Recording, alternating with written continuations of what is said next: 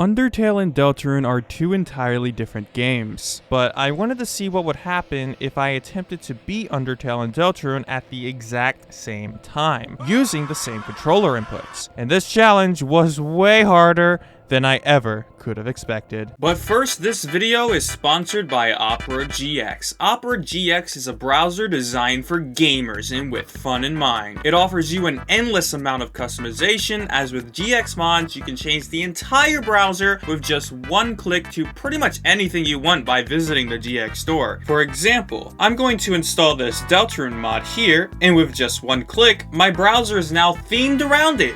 Not only does it come with an animated wallpaper, but it also comes with super cool browser sounds based around Deltarune.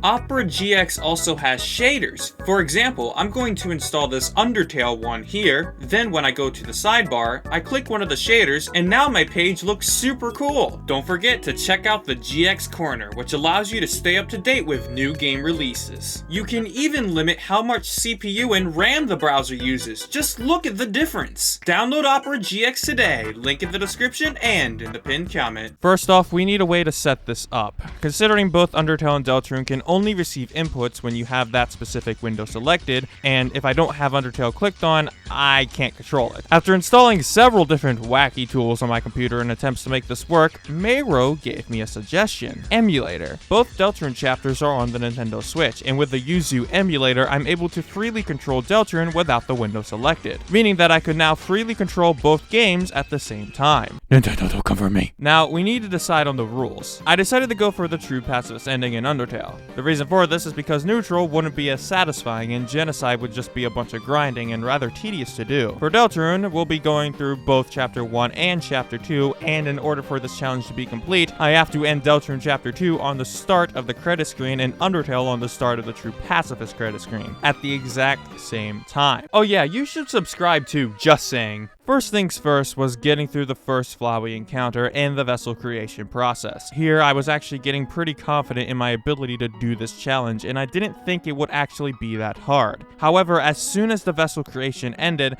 and I gained control of Chris, I began to feel jarred, considering the rooms didn't match up. Frisk had to move up, and Chris had to move down, up, and sideways. After trying though, I decided to get Chris out of the house first, and then focus on Frisk during the school cutscene in Deltarune. Soon after in Undertale, I started entering fights. I didn't actually realize this before, but as I was skipping the text in Deltarune, I was also pressing buttons for menu navigation in Undertale, so I had to be careful, or I could accidentally fight something in Undertale while I was trying to mash through text in Deltarune. Now you could say to use the wrist protector, as that way I wouldn't have to mash through text and the game will skip all the text for me. However, the problem with that is that the wrist protector is bound to the menu button in Undertale, so to avoid a headache, I decided against using it. Now obviously I could just remap the buttons, but to me that felt more like cheating, as those aren't the default controls. As I arrived in the Dark World, I wanted to mess around with the settings of the game. That was when I realized that opening the menu in Deltarune would also open the menu in Undertale. This makes menu navigation extremely hard because both menus are entirely different across both games. More specifically, if I wanted to change a setting in Deltarune, I had to be very careful not to waste any items in Undertale, whether that be using it or accidentally dropping it. Anyway, the rest of the ruins was still a little bit hard to navigate because of how different the rooms were, and I was still getting used to controlling both games at once. But eventually I got to my first Lancer encounter in Deltarune in roughly around 30 minutes. While at the same time, I was trying to navigate through Toriel's house to get the butterscotch pie for Asgore later. I did manage to get through it, but somehow accidentally ended up to the point where the Rousey tutorial in Deltarune was activated at the same time Toriel's fight did in Undertale. This was the first time two battles were activated at the same time, and also the first time when I realized how fundamentally different the battle systems are in terms of menu navigation. Undertale, for example, only has 4 menu buttons to choose from. Deltarune has 5. And while both games start on the same options, since Deltarune has more options than Undertale, I can easily offset the menus from each other. So for example, if I need to act in Deltarune and use an item in Undertale, I can offset the menus to do so. However, that would also require an act to be used in Deltarune at the same time as me using said item. Unless, of course, there are multiple party members. You see, in Deltarune, if I select an option as one party member, the option isn't set until the next party member also chooses an option. In Undertale, once you select an option, that's it. Your turn is over. This is also a great way to offset menu navigation. as after I do what's required in Undertale and Deltarune, I can simply go back and reselect what I want to do without wasting a turn. Anyway, after going through the Rousey tutorial and the first few encounters in Deltarune, I ended up in the C round battle with Susie. At the same time though, in Undertale, I was trying to open up the box to put the butterscotch pie in as well as receive the stick.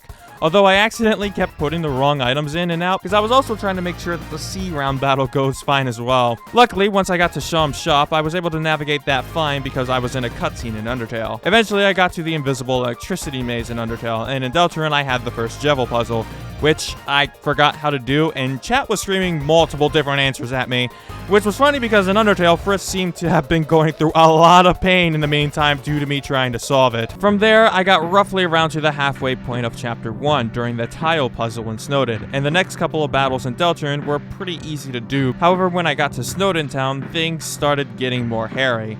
For example, I was trying to rearrange Bloxer's parts, but the button to rearrange them was the same as opening the menu in Undertale. Additionally, I had to deal with Clover, and I had to be extra careful to not trigger the Papyrus battle, as that would make both battles 10 times harder. However, despite me successfully pacifying Clover, once I got to the Papyrus battle, things ended up getting much more difficult, as Papyrus's battle is relatively long, and in Deltarune, I had multiple things that I needed to do. The first thing was that I had multiple Bloxers to deal with, and using my menu navigation techniques, I was trying to be extra careful to not accidentally hurt Papyrus.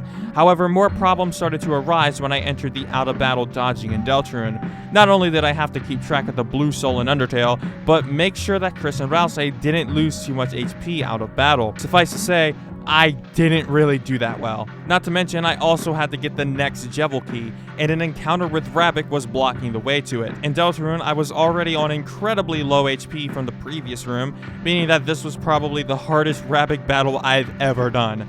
I had to heal in Deltarune while also making sure I wasn't wasting items in Undertale. Luckily, Papyrus's battle progresses almost every turn, except for only on a few options, so I was free to do a lot in Undertale while I was focusing on Deltarune. Once I got the next Jevil key, I decided to wait until after I was finished with Papyrus to continue progressing in it, due to the dangerous area I was in. However, since I was still sharing inputs, this wasn't going to be easy. In fact, I managed to get to the end of the Papyrus battle, but surprisingly enough, once I encountered Rabbik again, even without Papyrus's attacks, I ended up dying anyway, sending me all the way back to the save point, and now I had to go through that area again and get the Jevil key once more. But eventually, I was able to get through it, as thanks to mini cutscenes in Undertale that didn't require all of my attention. After finishing the date with Papyrus, I was arriving at the end of Chapter 1, as when I got to Waterfall, I entered Card Castle, and that's when I got the last of the keys and started working my way to Jevil. Eventually, I got to Jevil in roughly an hour and a half, which was surprising considering how long it took me to get to Lancer at the start. For Jevil, I decided to wait in Undertale until after Jevil was finished, and after doing Jevil on one attempt, I came to the realization that I didn't actually want to do this challenge this way, as my method for doing these hard situations was pretty much just walking around in circles in one game, while the other game is doing said hard situation. So after the Jevil battle, I decided to change up the rules a little bit. From here on out, I am no longer to wait in one place in either of the games. No matter what, I always have to try to make progress to the best of my ability. Otherwise, this challenge feels kinda pointless to do. So with the new rules in mind, next up was Mad Dummy, and in Deltarune, I started making my way through Card Castle. It was around this time where, since things were getting harder across both games, I started ending up getting really confused as to what I was doing in both of them, mainly keeping track of my HP, where sometimes I thought my HP was good in Undertale, where in actuality, I was thinking of my HP in Deltarune. Same goes with items. There was a point where I thought I had a dark candy in Undertale. And of course, the weirdest confusion I actually had at this point was simply not knowing what room I was in. There was one point where I was actually moving backwards in Deltarune, and I had no idea because keeping track of both games consistently at this point was getting increasingly hard to do. Eventually, I made my way to the King battle, and Undyne was starting to come up as well. I was getting really nervous that I would have to fight both of them at the same time, but luckily enough, King ended literally, I kid you not, as soon as Undyne's battle started. By the time I got to the Mettaton quiz show, Chapter 1 was pretty much complete, and the credits started to roll. However, this is when I started getting worried. Chapter 1 was only just now being completed, and I was just now starting Chapter 2. Undertale didn't have that much left in it. Sure, I had plenty of bosses and challenges, but I was starting to get worried if it were to be possible to end both games at the same time, considering how close Undertale was to being completed. I managed to get to Chapter 2's Dark World roughly after Sans' hot dog stand, and let me tell you, this was pure pain. Why was it pure pain? Well, this was the biggest room inconsistency so far. You see, in Deltarune, I had to move to the right pretty much the entire time, and in Undertale, I had to move to the left. So what I decided to do was focus on Undertale while I was in cutscenes in Deltarune. Of course, luckily for me, this was during this stupid vent puzzle room. I completed this puzzle, I don't know how many times during this playthrough, because I accidentally went back to it a million times because I had to move right in Deltarune and left in Undertale. But luckily, once I got to the punch-out game with Queen and the Royal Guard battle in Undertale, I was home free from this limbo that I was stuck in for a good 10 minutes. Soon after, I got to Berdly's Coaster in Deltarune, and in Undertale, I was just starting to arrive at the Muppet fight.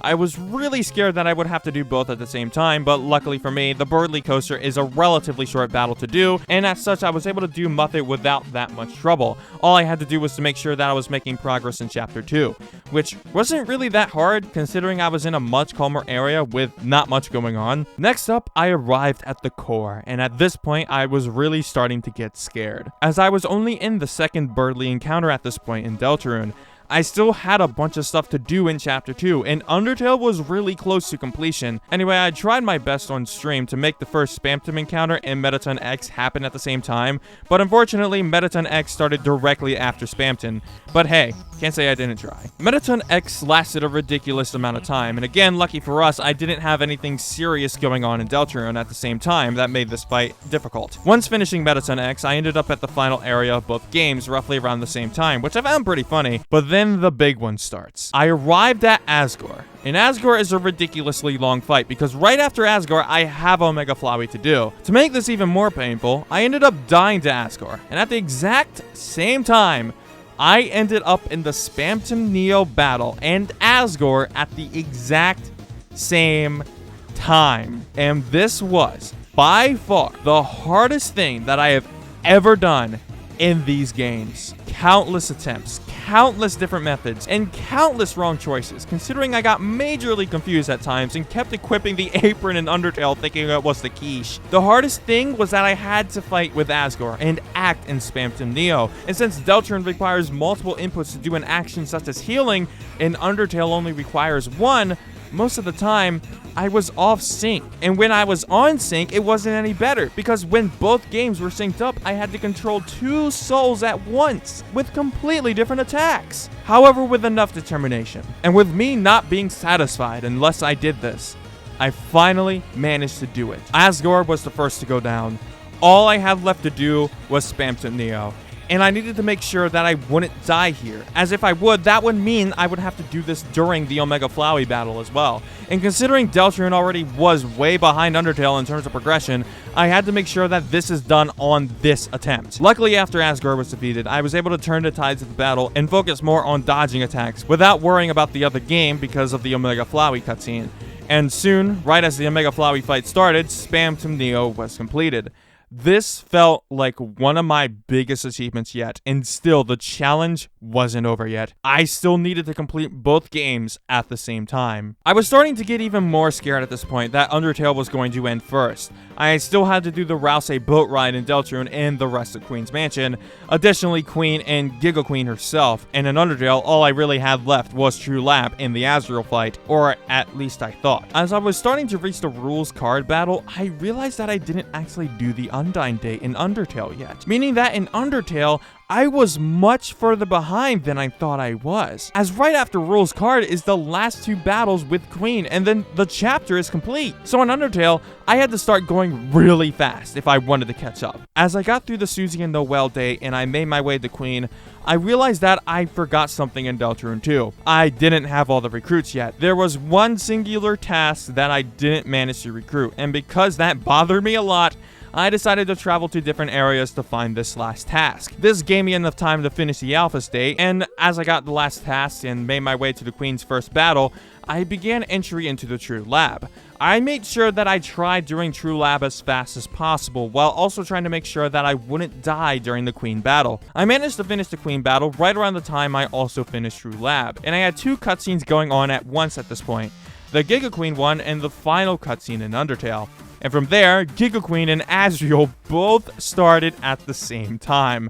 Right after I finished Asgore and Spamton NEO just an hour ago, I had another set of battles that needed to be completed at the same time. And this one was bound to be even harder than before. Giga Queen's battle is set up similar to the Punch-Out minigame that was earlier in Chapter 2, meaning that I had to spam A to actually progress the battle, not to mention I have to dodge your attacks as well, meaning Undertale was not going to find this fight favorable, considering if you combine those 2 aspects of the fight together, my menu navigation is going to be garbage. However, a solution soon presented itself. While I was in the battle menu in Deltarune, text appeared stating that I could press A or B to attack, as that means I can actually spam B to progress this battle instead of A. And yeah, dodging is still an issue, but at the very least I can't accidentally select something in the Asriel fight when I was simply trying to attack Queen. By the time I got to the final phase of Asriel, I managed to get to the final round of Queen.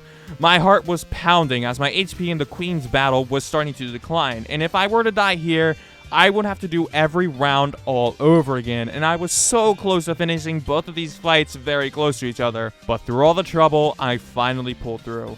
The Giga Queen battle ended, and soon after the Asriel battle did as well. But it wasn't over yet. I still needed to get to the credits at the same time. After arriving in the light world, I zoomed Tutorial's house, zoomed through the cutscene as fast as I possibly could, and as the sunset cutscene ended in Undertale, and as the mysterious TV creature disappeared in Deltarune, both credits appeared at the exact same time, and that was it. It is possible to beat Undertale and Deltarune at the same time.